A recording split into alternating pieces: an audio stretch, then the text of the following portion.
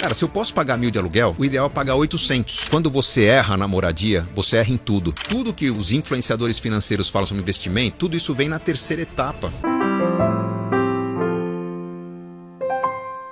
O que nós precisamos? Nos acostumar a viver um degrau abaixo, adotar um estilo de vida um pouquinho mais simples, não para empobrecer nossas escolhas. Vamos supor que eu possa pagar R$1.000 de aluguel. Cara, se eu posso pagar 1.000 de aluguel, o ideal é pagar 800. 800 eu vou morar num apartamento, numa casa talvez menor, mas morando numa casa menor eu ainda tenho a verba de 200 por mês para talvez a cada final de semana tenho R$50 para sair de casa e curtir um circuito cultural, fazer uma experiência, participar de um curso, fazer uma pequena viagem, que vão contribuir para o meu desenvolvimento profissional, cultural como ser humano. Se por outro, não, eu consigo pagar R$1.000 e eu pago os R$1.000, não me resta nada a não ser ficar fechado em casa, vendo talvez o futebol, a Netflix, alguma coisa ali que, tô tendo algum lazer, mas não estou evoluindo como ser humano. Então, nos falta essa visão um pouco mais estratégica de diminuir o custo de vida para ter uma vida mais rica, para evoluir como ser humano, para criar mais contatos, aumentar minha renda, e daqui a pouco, com uma renda maior, eu tô pagando o aluguel de R$1.000. Não porque ele cabe no orçamento, porque eu podia pagar um de 1.250, mas eu subi um degrau, já que eu estou evoluindo na minha renda também. Qual que você acha que é o primeiro corte de gastos que dá pra fazer? Que você acha que é o mais simples? Que é o mais simples ou o primeiro? Vamos no primeiro, então. Moradia. Quando você erra na moradia, você erra em tudo. Vamos supor, a conta que as pessoas fazem é gastar até 1/3 da renda com a moradia. Não tem porquê. 1/3 é o limite que os bancos aceitam de financiamento. Mas se eu quiser gastar 5%, 10%, mas eu não consigo pagar uma moradia com 10% da minha renda. Você consegue dividir uma moradia, consegue compartilhar uma moradia. Antigamente não, mas se for para morar numa república, dividir com 2, 3 irmãos, morar num puxadinho no fundo da casa dos pais, eu consigo dividir uma moradia assim, gastando pouco. A questão é que quando a questão é começar da forma errada o planejamento, né? Eu ganho, vamos falar um número redondo, 10, eu posso gastar 3 ou 4 com moradia. Se você paga a moradia que você consegue, você já está morando num lugar mais sofisticado, que seria uma moradia mais simples. Talvez uma moradia maior do que aquela mais simples você moraria. Então, se a moradia é maior, você vai gastar mais com água, mais com energia, mais com decoração. Você está num bairro um pouco melhor, o mercadinho é mais caro, o posto de combustível é mais caro, a feira é mais cara. Então, você cria um efeito cascata, né? O imposto é mais caro, se for apartamento, o condomínio é mais caro. Então, o efeito cascata é muito grande. Errou na moradia, você erra em tudo. Quando você está com as contas desequilibradas, você fala, não, eu vou tentar reduzir meu aluguel de R$1.000 para R$800. Não é 200 de economia. Esse imóvel provavelmente vai ter um imposto menor, vai ter um condomínio menor, vai gastar menos energia, vai ter menos funcionalidades, menos decoração, você vai gastar muito menos. Então você oxigena o seu orçamento. Então não é o mais simples, é o primeiro. O mais simples... O cafezinho? Não é.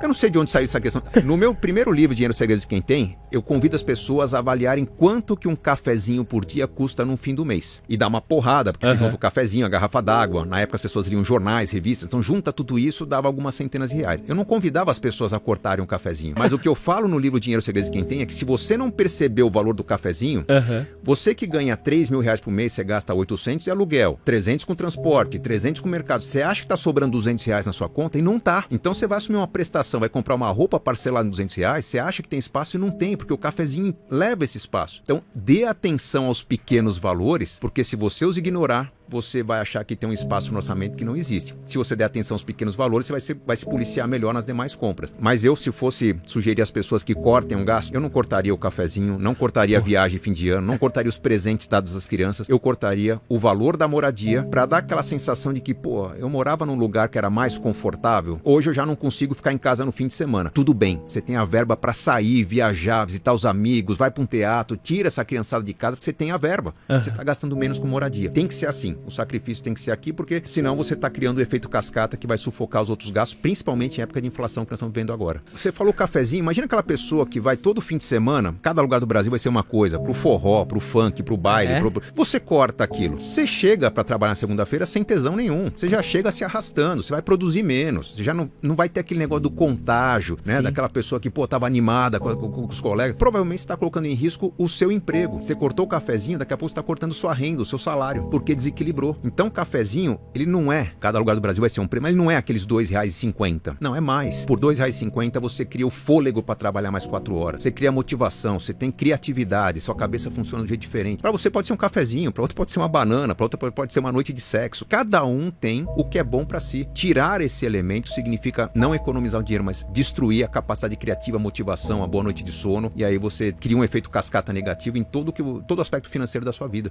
Por onde que eu começo? Pela estratégia. estratégia, porque são muitas opções. Se você abrir uma conta numa grande corretora, num grande banco, né, XP, BTG, algum grande banco de investimentos, você abre o menu, você tem lá 400, 500 investimentos diferentes. Qual que você vai escolher? É o mais rentável, de menos volatilidade? Você se perde. Quando você tem uma estratégia do porquê eu vou investir, as suas opções ficam limitadas a meia dúzia. O que é o porquê? Há uma sequência de 3 etapas na montagem de uma carteira de investimentos. O primeiro, eu preciso garantir minha reserva de emergências. Basicamente é o que vai me blindar contra as incertezas do curto prazo. Tem risco de perder minha renda, de perder meu emprego, de aumentar algum custo? Existem algumas simulações a fazer, mas em média a gente sugere que a pessoa tenha 6 meses do consumo mensal dela poupados com muita segurança, muita liquidez. É um CDB de um bom banco, CDB de um banco de investimento. Vai render 103%, 104% do CDI, é ali. Precisou do dinheiro, cai na conta no mesmo momento. 6 meses do seu investimento. Então, é meio boring, né? Sem graça. Mas eu quero investir em ações, em cripto, em coisas diferentes, mas tá mandando para renda fixa. Não, mas isso vai te dar certeza do presente. Mesmo que venha inflação, bagunça a renda, você vai conseguir lidar com os imprevistos, com as festas, com as baladas que você vai ter. Montou a reserva de emergência, próximo passo é garantir o futuro. É eu montar uma carteira de investimentos, pode ser um plano de previdência, uma combinação de ações com renda fixa,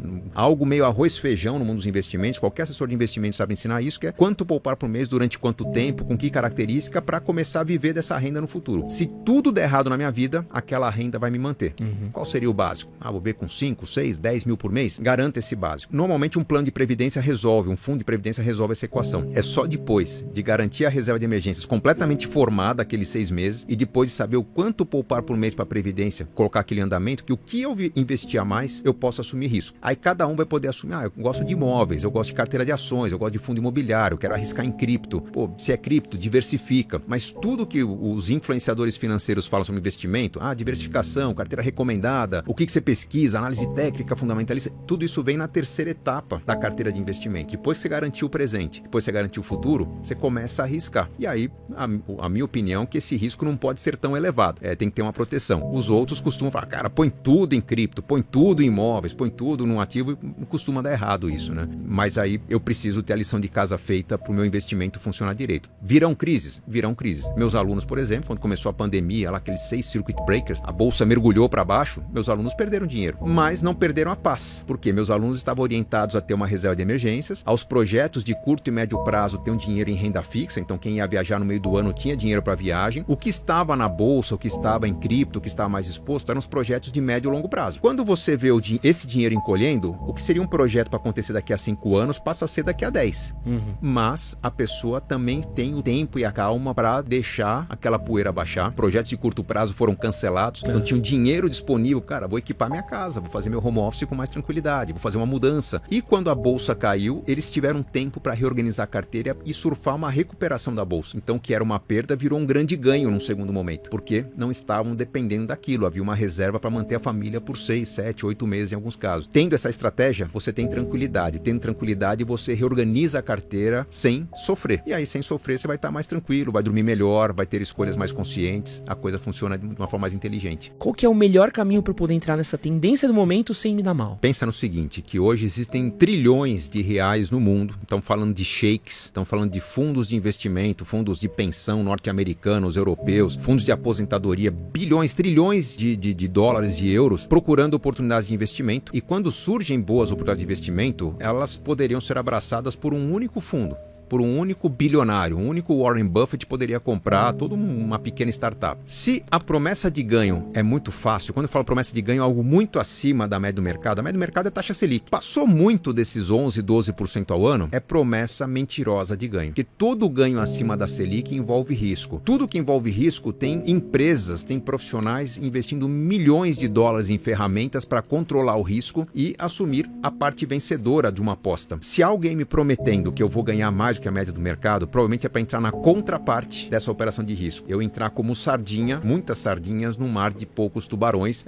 Tem gente ganhando com Bitcoin. Eu vou entrar perdendo no Bitcoin para mais pessoas ganharem. Tem gente ganhando com NFT, tem gente ganhando com criptoativo, com fundo imobiliário, com small caps, com ações. Não importa o que seja. Toda promessa de ganho fácil, toda promessa de ganho rápido, tá me convidando para uma ponta perdedora porque eu não tenho as ferramentas que os ricos têm. Mas eu confio no meu guru, eu confio no curso que eu estou fazendo, eu confio na apostila que eu estudei. Quer entrar? Entra fica com uma parte muito pequena do seu capital, não mais do que 5, 10%, que é para você testar seus erros e acertos por pelo menos um ano. Eu quero que você acerte 10 vezes, 10 operações nesse mercado exótico que você está entrando, para você me confirmar se dessas 10 operações você acertou 8 ou 9, você está sabendo o que fazer. Se dessas 10 operações você errar 3 ou 4, você já está correndo o risco de se encantar com as 6, 7 que você acertou, e daqui a pouco, quando coloca mais dinheiro, vai ser contra um grande apostador, um grande investidor que vai te afogar e vai fazer você perder todo o seu dinheiro. As pessoas, quando estão desestabilizadas, elas querem algum tipo de ancoragem. Pô, eu quero estar na tribo vencedora, eu quero estar no tribo dos caras do trade, eu quero estar na tribo dos caras que andam num carro importado. Muitas vezes está faltando, é uma carência da pessoa, tá? Ela não consegue concretizar os planos dela, não tem planos sendo concretizados, ela vai buscar algum tipo de conquista na vida. E ela cai muito fácil nesse tipo de armadilha, nesse tipo de provocação. Existem alguns momentos, algumas situações na vida em que você, quando tem algo que te dá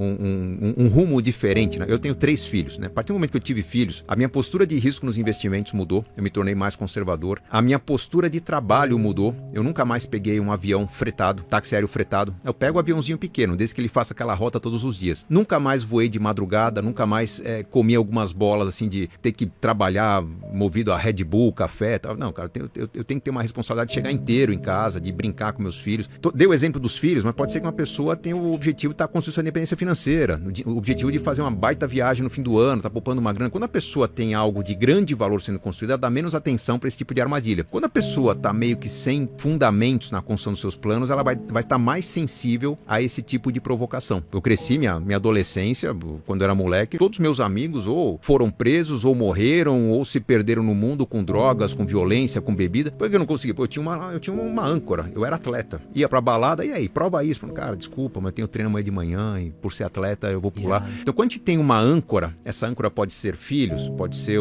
tô construindo minha casa, sou atleta, tenho um projeto financeiro muito bem construído, eu não vou sucumbir a esse tipo de sedução. Quando eu não tenho essa âncora, eu me perco e fico procurando alguma referência mais forte, vou atrás de quem faz mais barulho. Então, basicamente, o que falta para as pessoas é um planejamento um pouco mais consistente. Eu gasto muito quando eu vou ao shopping, cara, porque você quer realização. Você não está realizando nenhum sonho na vida, talvez se você estivesse montando uma viagem sensacional, você saberia que você precisa de 500 paus por mês para essa viagem, você não ia gastar no shopping, você ia evitar ir ao shopping justamente porque a viagem está quase acontecendo. Então, falta muitas vezes ter uma âncora que me guie ou que me dê uma desculpa para evitar algum tipo de provocação de estímulos que ponha em risco todo o meu patrimônio. Mesmo quem tem filhos, às vezes fala, eu quero dar o melhor para meus filhos. Cara, tá faltando um plano para você saber o que é esse melhor. Aí você vai atrás de qualquer promessa milagrosa e vai perder muito dinheiro com isso. Não sou minimalista. Eu falo de minimalismo nos meus livros porque eu já fui minimalista. É um caminho para você oxigenar suas más escolhas, equilibrar o orçamento, deixar de gastar com bobagem e começar a gastar de uma forma mais inteligente, que o termo correto é essencialismo. Eu sou um essencialista, eu gasto e gasto muito com aquilo que é importante para mim. Então, se as pessoas perguntarem, cara, quantos por cento do seu orçamento você gasta com lazer, viagens, que é meu lazer? Se eu falar que é mais de 50%, vai ser um escândalo. Mas é assim desde que eu ganhava 3 mil por mês, né? Por quê? Porque eu adotei um estilo de vida muito simples, minimalista lá atrás, que me levou a concentrar meus gastos naquilo que era importante para mim. Num dado momento da vida era com esporte, no outro momento com viagem, depois com cursos. Nunca me faltou o que era importante. Então eu diria que o caminho para ser mais essencialista talvez seja você passar por uma fase minimalista, tira tudo que você não precisa da sua vida, tem o mínimo necessário, mas mínimo mesmo. Acho que a minha mudança para o Canadá ajudou muito, que durante 3 meses o único móvel da minha casa, além da mesa de jantar que a gente comia na mesa, era um puff. A gente sentava para ver televisão no puff, depois tinha que negociar quem vai ler, vai telefonar para alguém, vai ficar de pé alguém na sacada. A gente tinha um puff na sala, uma televisão e uma mesa de jantar, porque simplesmente não fazia sentido mobiliar a casa naquele momento que eu estava investindo num negócio, né? Então uma vida ultra minimalista, mas depois, com o patrimônio crescendo, nós fomos concentrando o nosso estilo de vida em gastar naquilo que era importante para nós. Depois vieram os filhos, então a educação dos filhos virou prioridade, a gente gasta muito com a educação dos filhos, com as experiências. Então eu sou um essencialista e não minimalista.